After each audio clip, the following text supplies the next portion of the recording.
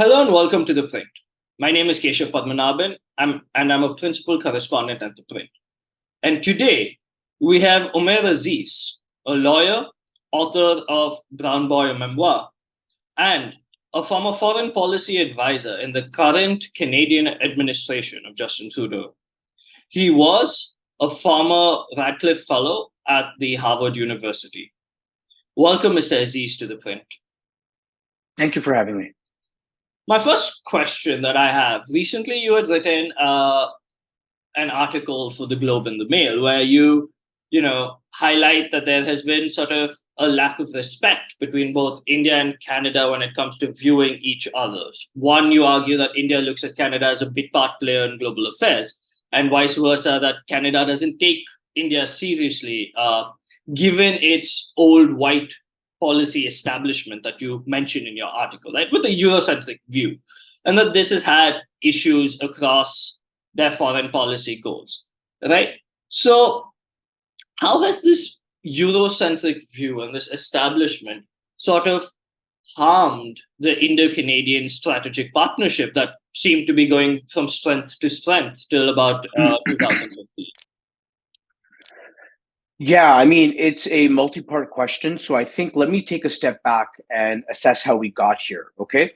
India and Canada have had close relations for a number of years, but given India's domestic issue with Sikh extremists and other extremists, the sore point in this where we have to start is the Air India bombing of 1985. This happened before I was born, before many young Canadians or young Indians were born, right, for that matter. So we often forget what this is, but Sikh extremists planted a bomb on that plane and killed all 329 passengers and crew. And until 9/11, it was the worst act of terrorism, I believe, in history, not just in the sky, as I said in my article, but I believe it was the worst until 9/11. So it was a major, major configuration. And since then, India and Canada have been on separate tracks, okay? Arguably, you could say in Canada, the Sikh population has grown more organized, as have all different ethnic communities. The population here has grown as well. So every community has grown more politically important. And Canada, the vote share for the Liberal Party has been very centric for immigrants, right? It's been very central for immigrants and very important. And then India, on the other side, has gone much more nationalist, populist with the Modi government, where this is raised to the number one issue, a very, very important national security issue within India. So by the time I got into government in 2017, I felt that the two sides had been talking past each other for a number of years. And worse, that this issue and the tensions within the relationship were not being taken as seriously as they could have. In fact, it's sort of like if you're on a train, okay? This is purely metaphorical, I'm putting this, but if you're on a train and you can see it's about to crash and you can see up ahead, that's how I felt in terms of the bilateral relationship with India. At the time, it was, I believe, the late Foreign Minister Sushma Swaraj, who was Foreign Minister, and Chrystia Freeland, who was Foreign Minister then. But I think that, the Modi government definitely wanted to talk about this, but there was a breakdown of trust, right? That it occurred even before I had gotten there over multiple governments. Indian government would say that Canada isn't taking the issue of Khalistani extremists seriously. Canada would say this is a free speech issue and free organization, free assembly issue, and that if we see anything illegal, we will crack down. And then the two sides were kind of miscommunicating for a number of years. When it comes to the foreign policy establishment, look, I didn't work for the Indian government, so I can't really speak to the Indian government's foreign policy thinking on this, although Indian foreign policy was actually my master's thesis at Cambridge. So it's a subject that I'm deeply interested in, and I've seen how it's shifted. But inevitably, it's gone much more strong and nationalist over the last 7 years. But while working in the Canadian establishment, I felt that we were bedeviled by certain Eurocentric views that ultimately are like blinkers or blinders where we don't see the rest of the world. Now, in 2017, Donald Trump is also elected, so we could see how policy elites would be more focused on the US, on Western Europe, etc. But I was making the case that we had to take the bilateral relationship with India seriously, and that hopefully we could take steps. Ideally, at that time, I was hoping we could take steps, they could take steps as well to put this on a better track, maybe through diplomacy. I mean, this is the purpose of diplomacy, right? Unfortunately, we've gotten to where we've gotten now in a near rupture of relations. And as I concluded the essay, I still hope for de-escalation. But this is an example where, misguided assumptions, ignorant assumptions, not understanding the rest of the world, it can be a major consequential issue and can have serious policy ramifications for ordinary people in Canada, Indo-Canadians and normal Canadians as well who want to do business with India, but also within India as well. I was reading stories of Sikhs in Punjab this morning who are having a lot of trouble because of this issue, and they just want to continue their lives and do business. So we've allowed essentially what was a domestic diaspora issue, political issue, to get raised to a very serious geopolitical issue that is now potentially a crisis. I do want to say though that it wasn't. It was pretty broadly understood that elements of the Indian security services were up to no good, at least in the Canadian perspective, and that there had been rumors and allegations of this for some time. And so now we've run up against when India sees its national security interest, and India sees a national security interest, and what Canada sees as a sovereignty issue, fundamental sovereignty issue. So we're really, really far from where we could have been 5 or 6 years ago. That's a long answer for you, but hopefully we can parse any of that you'd like. Yeah, I mean, so just talking about the blinkers, right? In 2018, when Prime Minister Trudeau came to India, it was, at least the way it was shown, it was a huge event. He came with his full family. They really attempted to reach out to the Indians here, as well as, I imagine, the diaspora back home, from his clothing, the places he visited, the kind of people he was trying to meet, right? And to show that all is well, I imagine, at least from their side of things. But saying that, there was still an invitation that was sent to a convicted pro-Khalistani individual who attempted to assassinate an Indian state cabinet minister in 1986, if I remember correctly, right? How did the entire foreign, because these are tightly curated events. It's not just, foreign leader turning up and meeting left, right, and center, right? And there are photos of his wife at that point in time with this individual, right? How did something like this slip through the cracks? Or was it that, Canada just does not consider this something as serious as it is that we do from the Indian side of things? No, I think Canada takes it seriously for sure. I think especially over the last few years, we have started taking it more seriously. I want to clarify, I wasn't on that trip, and that I had left government by the time right before the Prime Minister went on this trip, but I watched it very closely.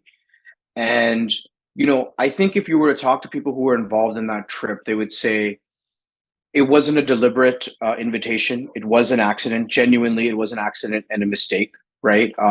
There can be bureaucratic mishaps all the time.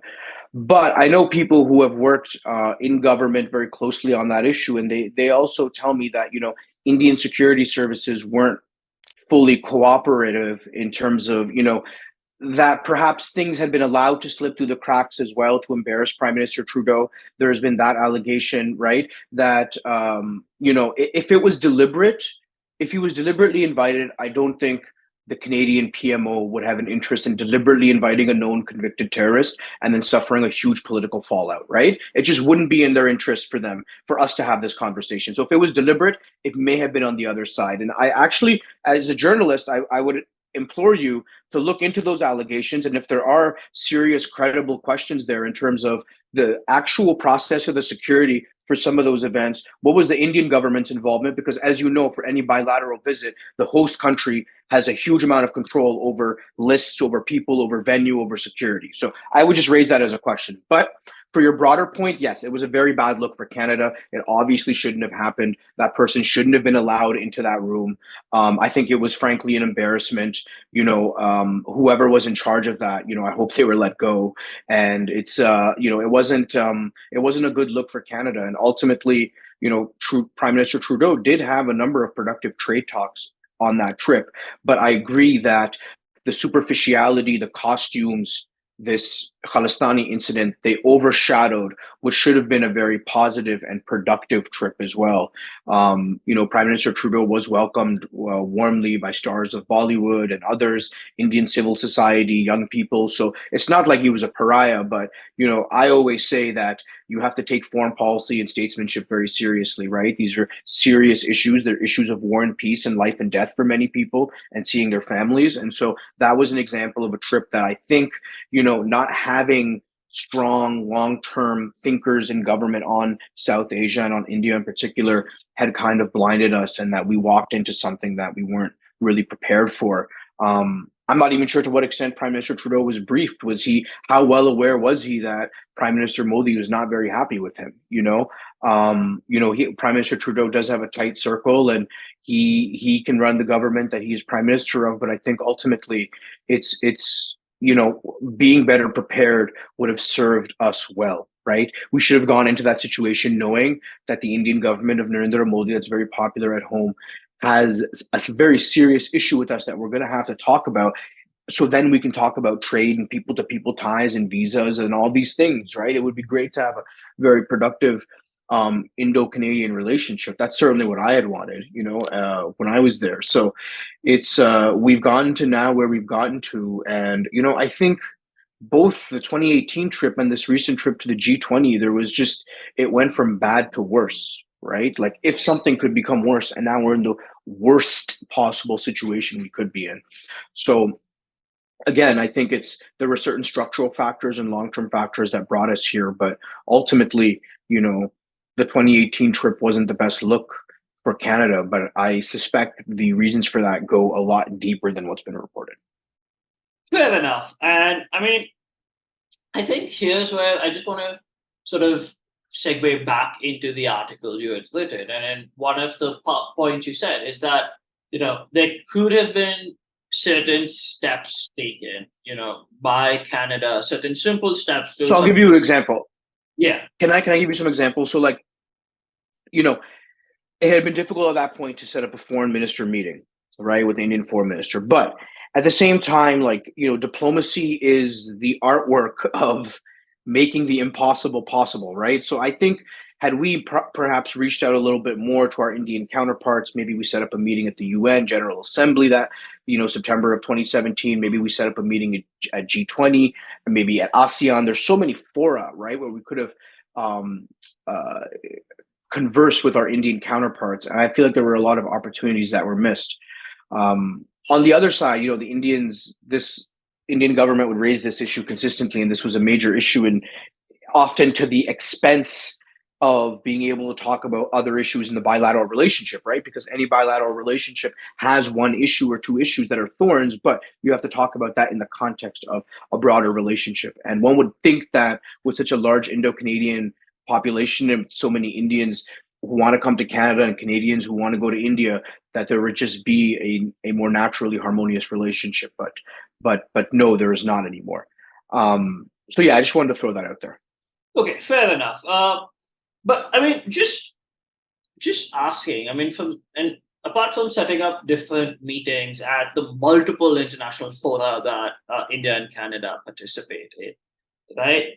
There are things that Canada could have taken throughout the 8 years that Prime Minister Trudeau has been in power to sort of say, okay, look, we are taking your concerns seriously, right? We've done A or B, or, listen to India when India's handed over dossiers of individuals of concern that believed to be in Canada, right? Yet none of these sort of goodwill measures or small steps have been, or at least publicly been seen. There's the perception that none of this has been taken. If so, why, right? Or if, the public is wrong and the establishment in Canada has done certain things in their own way, that is also something, would be interesting to hear about. But just seems to be that from the Canadian side, there's been no, serious interest in building confidence when it comes to the issue of Khalistani separatism. So from your experience, how do you see this? Yeah, I mean, I wasn't involved in intelligence work. Obviously, I was on the diplomatic foreign policy side. But I would think that, over the last few years, at least Canadian intel, which works very closely with US intel, would have had eyes on anyone that's planning to commit terrorism or about to commit terrorism just because of the post 9/11 security architecture over here, right? However, you have to keep in mind that just because the Indian government says the person X, Y, or Z in Brampton or Surrey is a terrorist, that doesn't mean the Canadian authorities have jurisdiction or legal grounds to apprehend. Right? Canada is a rule of law country, which means an intelligence agents can't just give something and say we have to prosecute this person and they disappear. It doesn't work that way. Where there are credible allegations, the legal system, the prosecution can then file those charges, right? If crimes have been committed. But if those persons' crimes are just putting stuff online or texting with their friends and they're just what we would call speech crimes, and they're not crimes, right? Because we have guaranteed freedom of speech.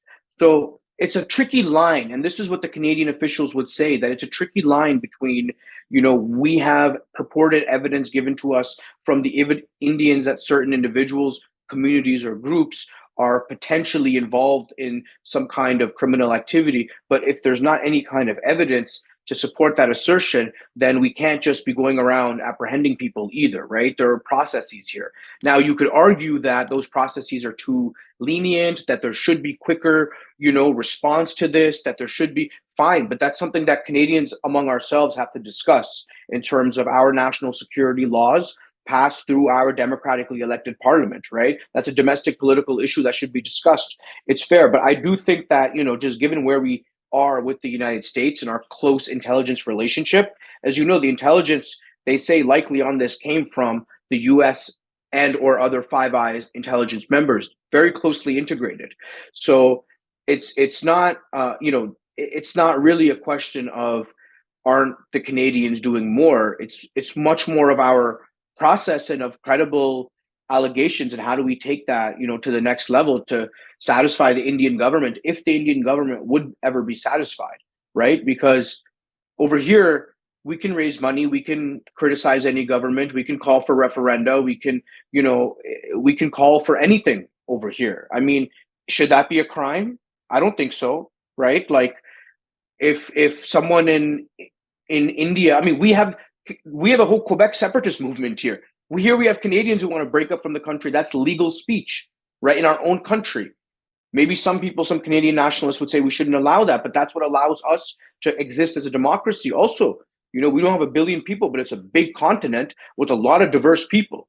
What worries me, and I'll tell you the truth, what worries me is that the sectarianism and communalism that's in India and has bedeviled South Asia between India and Pakistan and all those issues is now going to find resonance over here, right?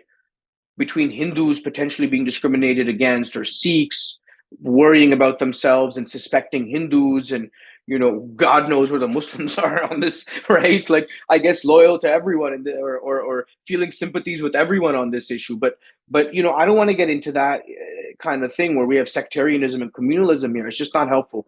And I'll answer your diaspora politics point. When I was in government, when I was outside of government, I've never been a believer in ethnic diaspora politics in terms of, one ethnic issue that has to do with something around the world to the detriment of discussing all these other issues that pertain to the Sikh community. The Sikh community in Canada is very diverse, by the way, and includes large elements of non-Khalistani supporters, right? Just normal people, right? You don't hear about them because they're not tweeting every day and making loud noise, but there's a huge silent majority there too, right? That doesn't get reported. So the opinions within the communities are super nuanced too, right? I would say the majority opinion among Indo-Canadians and Sikh Canadians as well would just be, we want at least good relations. We want to be able to see our families. We want to be able to get visas and see our families. Like, you politicians, do your job and sort out the diplomatic issue, because when you do your job well, we do not suffer, right? It's not Modi or Amit Shah or, the chief minister of Punjab or Justin Trudeau who are suffering because of this issue, right? It's ordinary Indians and ordinary Canadians ultimately. So I've never been a big believer in ethnic politics. I don't like it when Modi does it. I don't like it when he taps into that strain of, well, we're a Hindu nation, because I love India, right? Multicultural, syncretic country. I've wanted to, spend more time there. But the same thing in Canada. I don't like it when politicians pander to specific ethnic communities, because then we lose our national identity, and also, certain extreme opinions within any community might become representative, or you might get a very distorted picture, right? If you only talk to Sikh politicians that are either sympathetic to the Khalistani issue, or are open-minded to it or encouraging of it, like, that is not an accurate portrait of either the Sikh community in Canada or the Indo-Canadian community. So I think ethnic politics and grievance politics in terms of vote banking, like, that's very dangerous. It's insidious, and it doesn't lead to good leadership or to good policy. And where I sat, it leads to bad foreign policy as well. Because again, as I put in the essay, it can distort priorities, right? We have a list of priorities that we need to achieve with the government of India or another government. And so if we have a thorn there that's now, become infected and spread, I mean, that's very, very difficult to have a peaceful relationship with another country like that. At the same time, though, like, while we're talking about all this, we also have to mention, if we take the allegation Prime Minister Trudeau made at face value, and the intel seems to back it up and the US seems to back it up, that's a very, very, very serious charge, right? Even when Mossad does this, they'll do it somewhere else, right? Like, even in the dark arts of espionage, when this is done to the extent that it is done, it's only militants who are directly trying to destroy your country. So like Osama bin Laden, someone who has already done terrorist attacks, or others, okay? The Canadian legal standpoint on this, and the Canadian public, at the end of the day, is going to be super outraged, the way India would be if, say, the US went in there and assassinated someone who was, an American dissident. India would be very unhappy about that. So I don't think we should lose sight of what the allegations and the charges are as well that has led to this rupture. We can't have a murder and then start by talking about who, the problems that the victim committed. We have to also discuss the murder itself. Okay? So. I mean, fair enough. Lot to unpack there, but at least I think just there were Interpol that corner notices, I think, against Mr. Nijjar, and there have been, attempts through the international legal processes as well from the Indian side. So I think, on the question of rule of law, it's, again, I think, like you said earlier, it's just different, shades for different countries and the way we look at the issues itself. And I think this sort of goes to something that you mentioned, and when it comes to sort of the silent majority, right? And this is something that has been spoken about recently, at least in the Indian media, about the silent majority of Sikhs who, don't really care about all of the extremist points of view, but more putting food on their table, going to work, ensuring their children have good education, right? And practicing their faith in peace as well, right? Yes, and faith and peace, and absolutely law-abiding citizens who have family back in India come visit, have no intentions of sort of pro-separatist views, right? But then there was something interesting that was said to me a bit earlier with an interview with a former member of Parliament from Canada, where he says, in this generation of Canadian politicians don't have strong anti-Khalistan views, in the sense that they've seceded that space that has helped distort the perception to that being of Canadians being extremely pro-Khalistan, right? Because there are loud voices on one side, but not really on the other side. So in that sense, why has it been that in this generation of politicians or in the parliament, that there have not been loud voices saying, look, in Canada, it's okay if we have the Quebec issue, but we should not be holding that standard for a different country and calling or supporting for the call of dismemberment of a different country that may not have the same, belief system in freedom of speech, like different rights for different countries. So in that sense, why has there been this sort of lack of anti-Khalistan voices or equally loud voices amongst the liberal progressives? Yeah. It's a good question. Let me say, I would say two things. India changed, and then the culture over here changed, okay? India changed, what do I mean by this?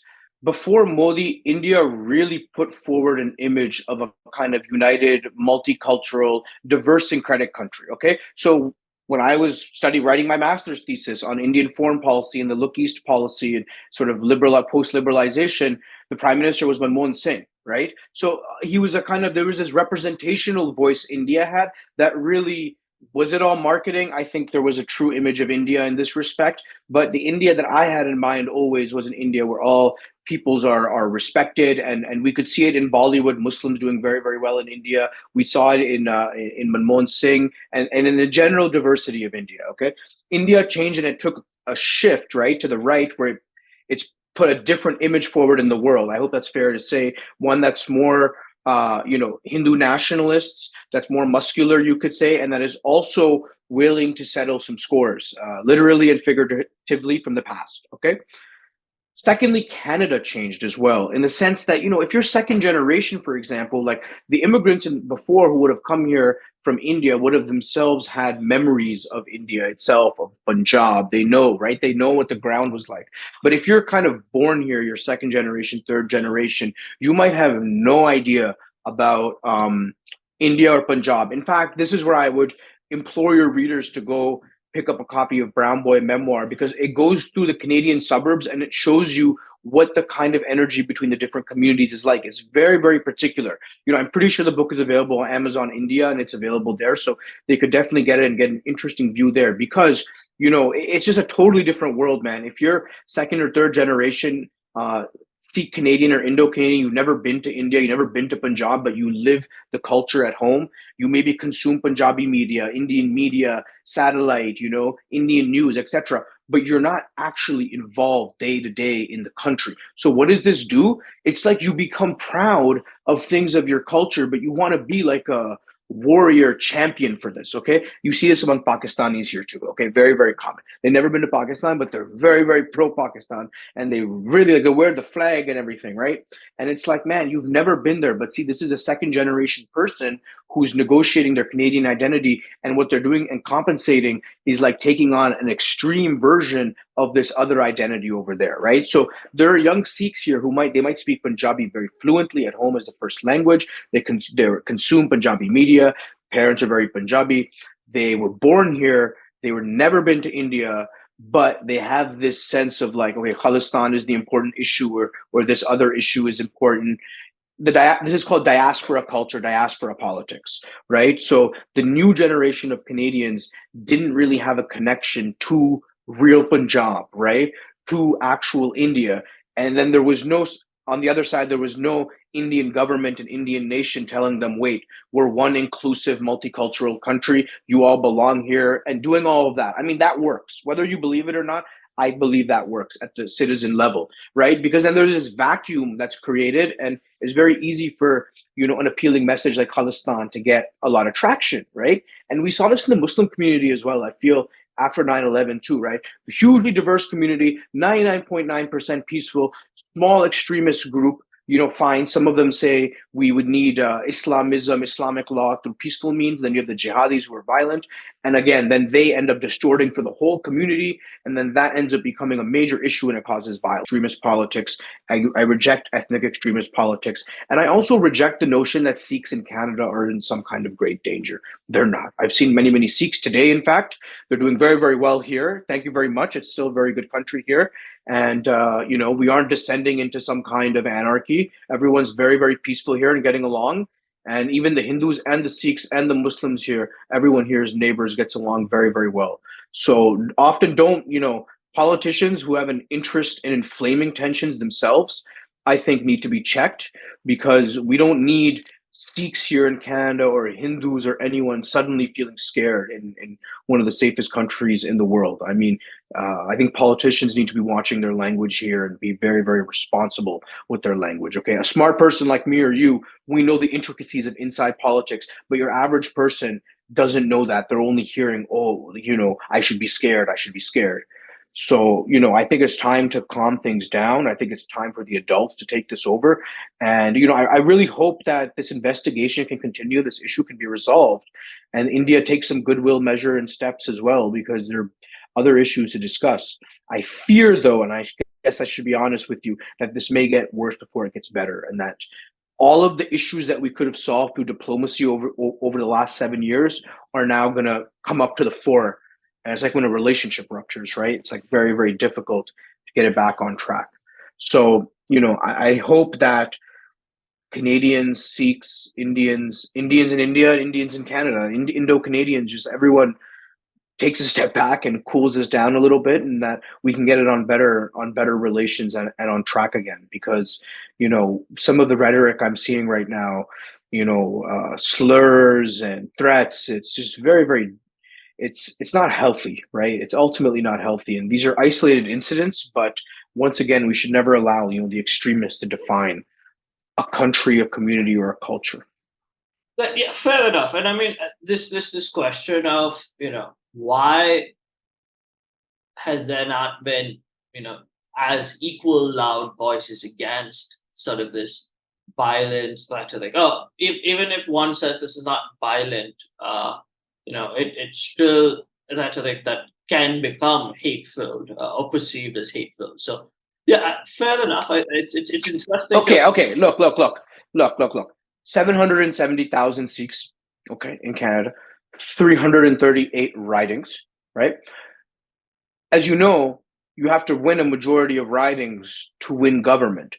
So a politician who doesn't know that there's a lot of internal diversity within the Sikh community and Indo community, and they only have this one community guy that they've been talking to for 10 years, okay? And that community guy is pretending to be the Sardar who speaks for all the Sikhs, okay? Now this politician has a distorted message, idea of what the Sikh community is like, and they're going to put forward a distorted message to the public, okay? So we need better leaders who come from these communities and understand the internal diversity of this, right?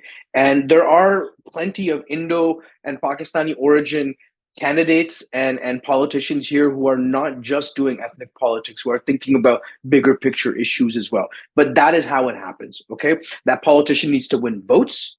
That person that they're talking to who claims to speak for the community says we can bring in those votes, or whatever, I speak for these votes.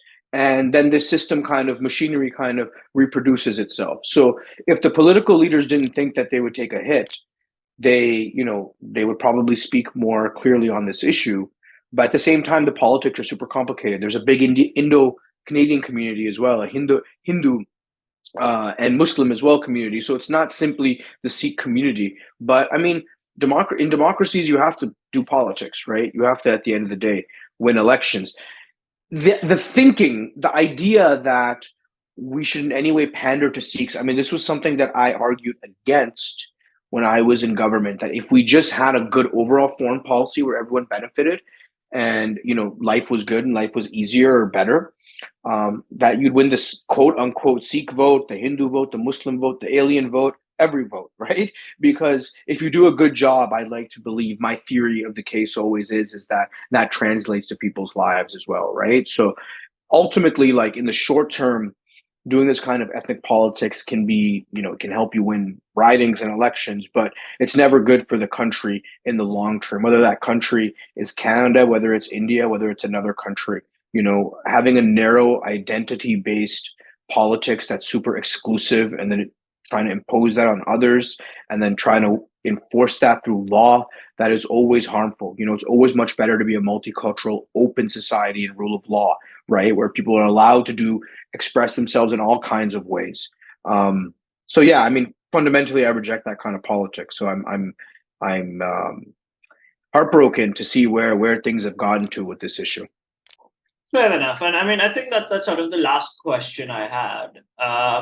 And I mean, just before I round up to close this interview, I mean, it was very interesting you spoke about the ridings, because I think as per the 2016 census, 41 federal electoral ridings have a majority of voters from visible minority populations, right? So that's huge, especially in the important areas such as British Columbia, Ontario, where you have a large number of seats.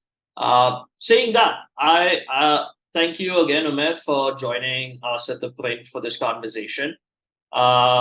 This issue will, like you say, it may get worse before it gets better. It may get better with the two sides finding something to sort of cool down these tensions. But nevertheless, thank you so much for joining us, and have a good. One more detail I forgot to add.